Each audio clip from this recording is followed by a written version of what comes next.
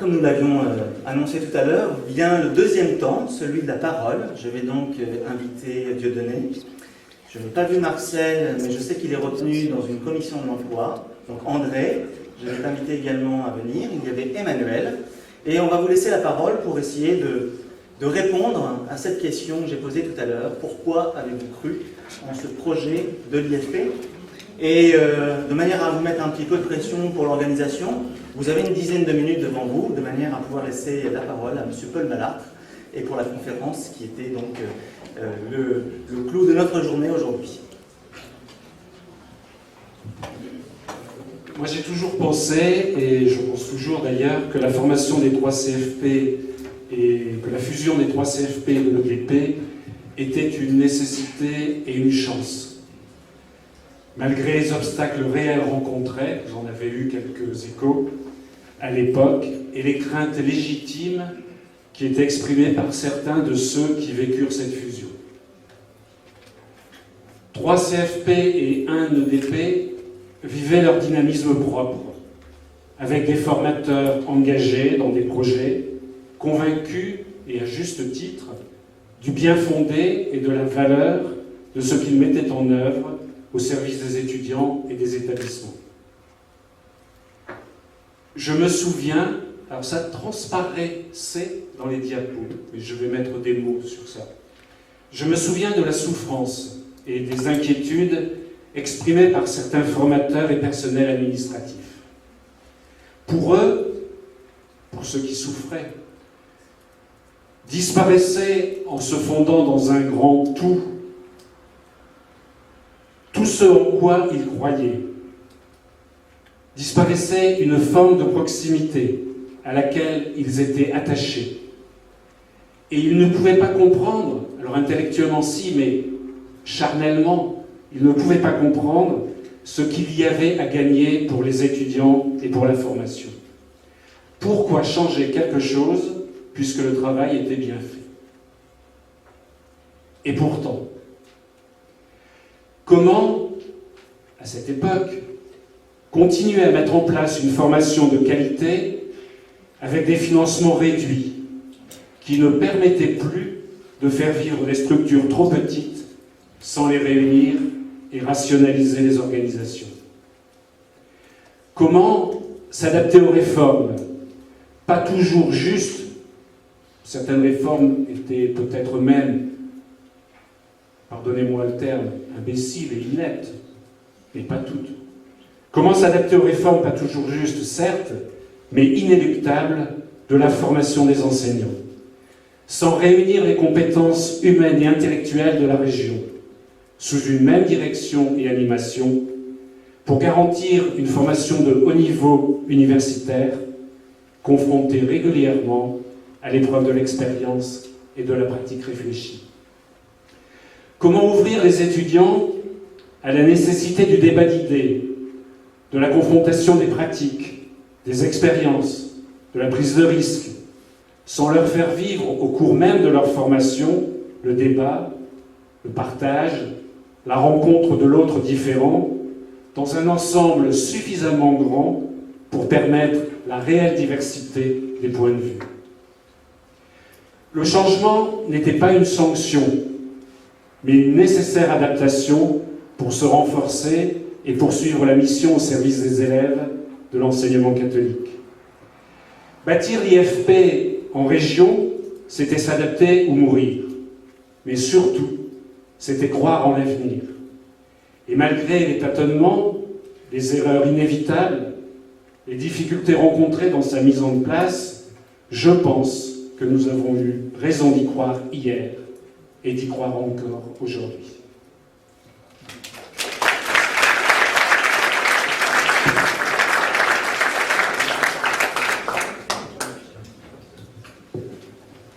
Dieudonné conclut sur nos échanges, je ne sais pas des conclusions, mais enfin bon.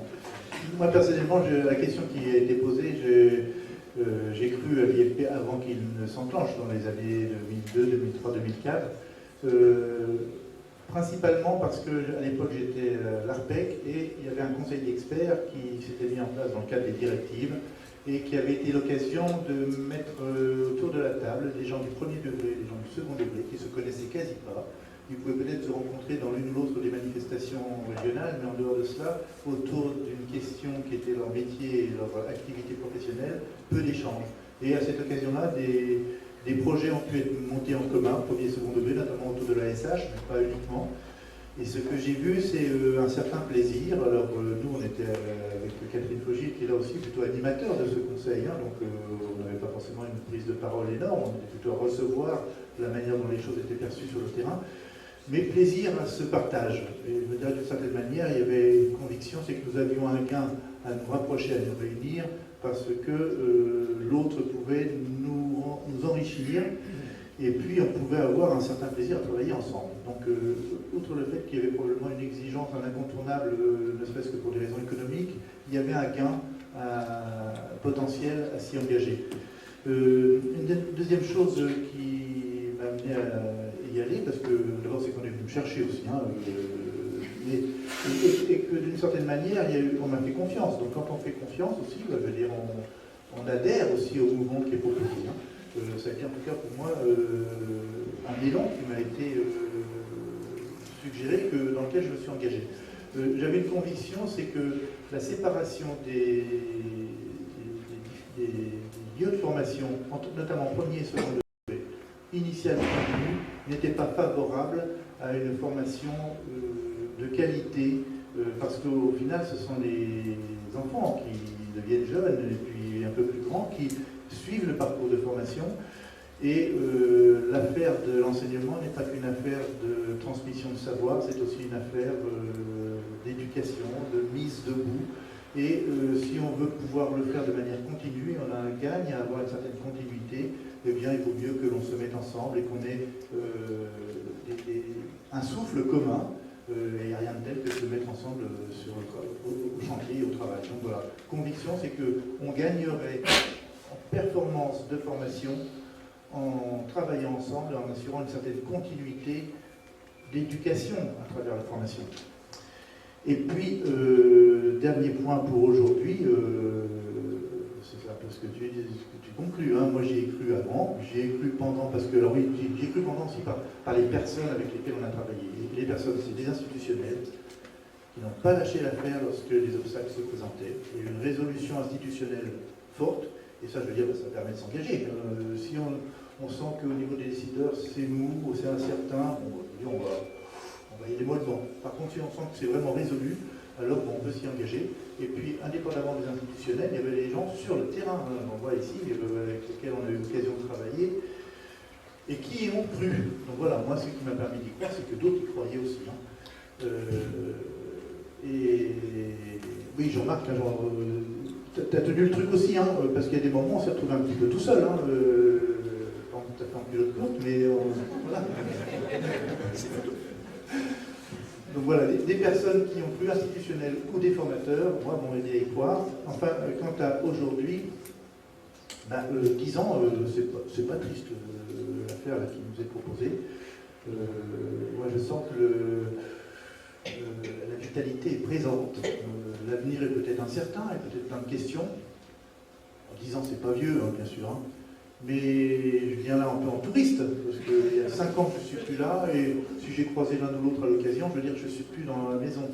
Mais en passant de temps en temps dans la maison, ici ou à Lille, je sens, moi, le mouvement, peut-être même le plaisir des gens de travailler encore présent. Enfin, c'est pas, je dis encore, mais voilà, je sens que la maison est vivante, et voilà, je pense que moi j'y crois encore, voilà.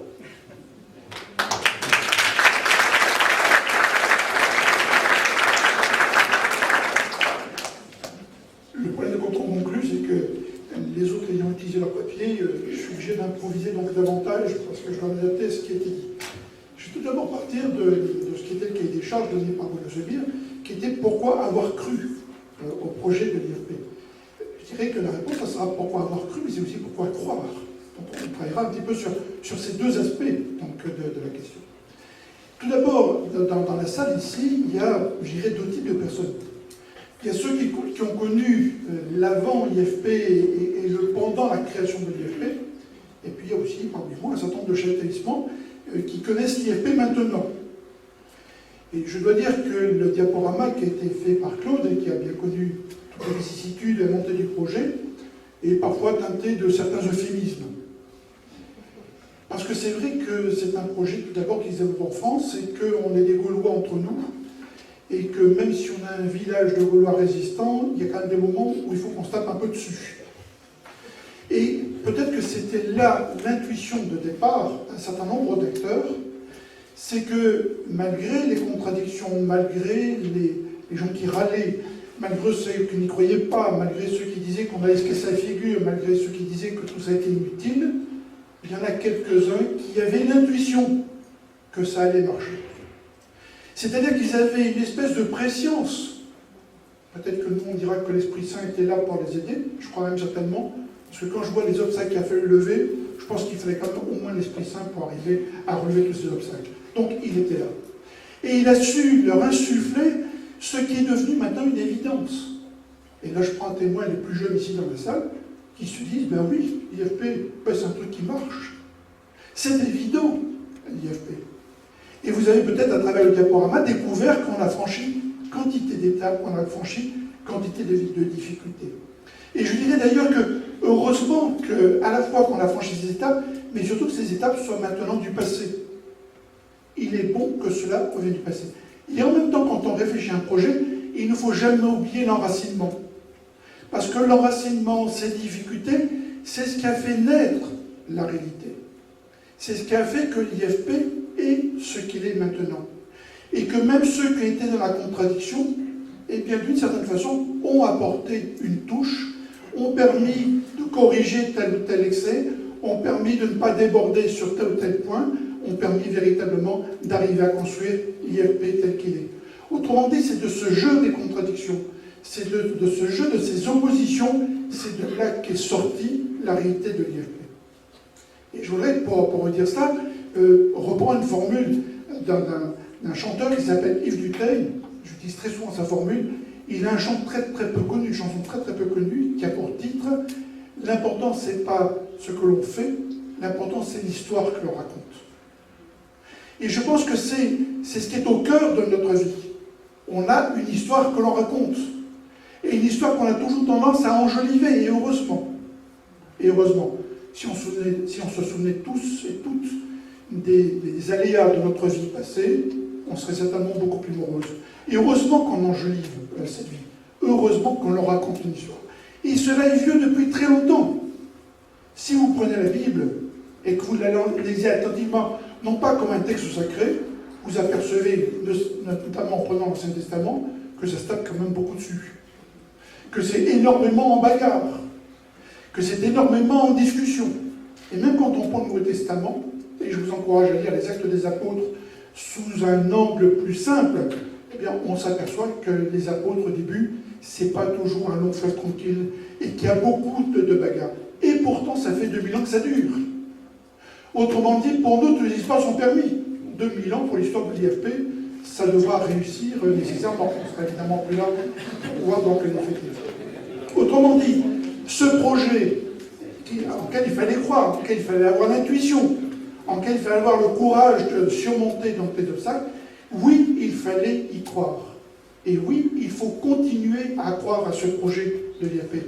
Et qu'est-ce que l'on met au cœur de ce projet? Une intuition que l'on retrouve chez un certain des fondateurs. J'en citerai que quelques-uns. Je n'ai pas en nom tous ceux qui ont été, notamment les directeurs des CFP. Je n'ai malheureusement pas la mémoire. Mais je retiendrai simplement, au niveau de l'EDP, celui qui a créé cela, le Chanin Delru, pour ne citer que lui. Et puis, un certain nombre de successeurs. Qu'est-ce qu'il y avait au cœur de cela? C'était de croire que enseigner, ça s'apprend. Or, c'est peut-être une originalité dans l'enseignement catholique. Combien de fois j'ai entendu des inspecteurs, des gens très haut placés dans l'éducation nationale, qui estimaient que si, par exemple, je prends ma matière, la philosophie, si on était capable de bien faire la dissertation du concours, donc on savait enseigner. Or, au sein de l'enseignement catholique, on avait des gens convaincus qu'il ne s'agissait pas uniquement d'avoir des savoirs, mais qu'il fallait savoir faire, qu'il fallait savoir enseigner, que cela s'apprenait, qu'il n'y avait pas, et c'est une autre intuition de l'IAP, qu'il n'y a pas de séparation entre le premier et le second degré. que c'est la même chose d'enseigner à des enfants de maternelle que d'enseigner à des jeunes en université. Ce sont les mêmes démarches cognitives. Que ce sont les mêmes démarches cognitives au niveau des élèves en situation de handicap, et notamment ceux qui ont des troubles de la connaissance et de certaines compétences, qui ont peut-être des fois des difficultés donc à développer. Or, c'est là aussi une intuition importante qu'il nous faut continuer à porter. Un autre élément, qui est de dire aussi qu'à travers l'enseignement, il n'y a pas d'enseignement sans éducation. Et il n'y a pas d'éducation sans donner un sens à cette éducation. On résume très souvent cela par les 3 E. Enseigner, éduquer, évangéliser. Et que ça est au cœur, véritablement, du métier de l'enseignant. Et donc que cette continuité qui doit à tout prix se faire de la maternelle à l'enseignement supérieur, elle se fera d'autant mieux que les enseignants ont été formés ensemble. Et que donc on va casser un certain nombre de choses. Et je pense que là, on est véritablement aussi dans le souffle des assises, et je suis content que Paul Mallard soit là ce soir, parce que c'est là le souffle des assises. C'est de se dire à un moment donné, on va regarder autrement l'école. Et regarder autrement l'école, c'était notamment en 2001, se dire qu'on pouvait faire autrement l'école, avec des slogans qui sont restés comme une école sans mur. C'est évident que nous, dans le Nord, on allait quand même garder des murs et des toitures pour se protéger, mais qu'on allait abattre les murs qui nous séparaient des autres. Voilà une autre façon de faire école. Que l'éducation, c'est également risquer la différence. C'était risquer l'inattendu de la personne. Je reprends des citations qu'on retrouve encore sur ces affiches très célèbres, c'était en 2004. Que l'enseignement, que l'éducation, c'est aussi changer le regard sur l'autre. Et pas simplement de l'enseignant sur les élèves, mais également des élèves sur les enseignants, également des enseignants sur l'ensemble des personnels, et des personnels sur les enseignants. Et de comprendre qu'on concourait tous à un même objectif. Et si vous voulez retrouver le souffle de tout cela, je ne peux vous renvoyer qu'à une lecture qui, moi, me sert de livre de chevet, parce que l'auteur est ici donc dans la salle. Il a écrit un petit ouvrage qui, je pense, est édité aux éditions de l'Atelier, si je ne me trompe pas, dont le titre c'est « Peut-on encore éduquer ?» Je vous rassure, il répond à la fin « Oui ». Bien évidemment, on s'en doutait, le suspense n'est pas important donc pour nous. Oui, on peut encore éduquer. Et oui, et d'autant, et je dirais encore toujours plus, on a besoin d'éduquer. Et je suis content que dans ce projet d'IFP, on continue à travailler dans ce sens-là, et que par exemple, parmi les acteurs importants que l'on fait venir actuellement à l'IFP, eh bien on a quelqu'un comme Alain Bollon. Alain Bollon qui fait partie des rédacteurs de la loi Jospin sur l'éducation, qui essaie de, je dirais, nous titiller en nous disant parfois ce ne sont pas des circulaires, c'est une loi qu'il nous faut appliquer, avec un seul objectif, permettre la réussite de tous les élèves. L'autre jour, on avait une séance de travail avec lui, il nous rappelait combien on est dans un système éducatif en crise, qui a plus de 190 000 élèves chaque année qui le quittent sans diplôme. 190 000 élèves qui quittent notre système sans diplôme. 70% des élèves qui sont en formation de sciences humaines qui sont en échec au bout de 2 ans. Et pourtant, ils ont le bac. Donc on est vraiment dans un système qui est un système en difficulté, qui n'atteint pas les objectifs qu'il doit atteindre. Et nous avons un devoir impérieux qui est de permettre que ces jeunes qui nous sont confiés, on leur permet de réussir. On leur permet de développer leurs compétences. On leur permet de réussir dans la vie. Qu'on leur permette de réussir leur vie. Qu'on leur permette de trouver un sens à leur vie. Et que cette recherche du sens de la vie passe bien évidemment par la maîtrise d'un certain nombre de compétences, passe par la maîtrise d'un certain nombre de capacités. Il faut que ces jeunes qui nous sont confiés soient des acteurs, et des acteurs à leur endroit où ils sont, soient des acteurs de la société, qui est notre société, et surtout de la société qu'ils vont faire, surtout pour nous qui commençons à avancer en âge, parce que c'est eux qui nous préparent la société dans laquelle nous allons vivre. Et nous devons leur faire confiance. Mais encore faut-il, pour leur faire confiance, que nous puissions les outiller. Alors, oui, croire dans le projet de l'IFP, oui, plus que jamais. Plus que jamais, parce que c'est cette noble tâche de l'éducation qui nous est confiée, d'une éducation qui passe à la fois par une évangélisation et qui passe également par par une maîtrise des connaissances. Des connaissances qui sont en plein chamboulement actuellement. Avec Internet, c'est vrai que l'accès aux connaissances se fait par 36 000 moyens. Mais ce n'est pas parce qu'on est face à une encyclopédie que l'on sait l'utiliser. Ce n'est pas parce qu'on a Google qui, en quelques fractions de secondes, nous trouve une réponse à la simple question de même quelques mots qu'on a mis, que l'on a compris ce qui se trouve dedans. Surtout que quand on tape un mot et qu'on voit qu'il nous renvoie à 4 000, 5 000, 10 000 pages, il n'a jamais été autant nécessaire que des enseignants puissent aider des élèves à se repérer dans tout cela. Autrement dit, on est face à ce défi, c'est que les enseignants doivent véritablement être des stratèges en formation, doivent être des stratèges en éducation, doivent être des stratèges de la connaissance. Alors oui, ce métier, on n'a jamais fini de l'apprendre. Oui, il faut continuer à fonctionner sur ce sens-là. Oui, il faut continuer la recherche dans l'IFP. Et je sais qu'on a dû la mettre un tout petit peu, peut-être en retrait, parce qu'il a fallu d'abord mettre l'accent sur les maquettes de master, et Dieu sait si l'IFP a parfaitement relevé le défi de ce côté-là. On a relevé également le défi, c'est que l'IFP est maintenant l'ESPE d'enseignement catholique. Les maîtres d'enseignement catholique, la bataille a pu être rude au niveau national, les maîtres d'enseignement catholique seront formés dans l'enseignement catholique. Je ne sais pas si vous réalisez le risque à côté duquel on est passé.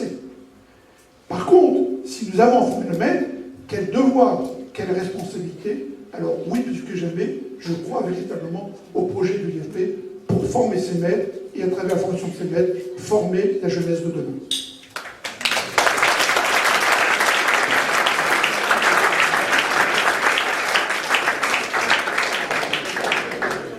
Un grand merci à vous trois, et si vous l'acceptez, je vous invite à rester à cette tribune pour accueillir M. Paul Ballard et la conférence préparée pour nos 10 ans de l'IFP.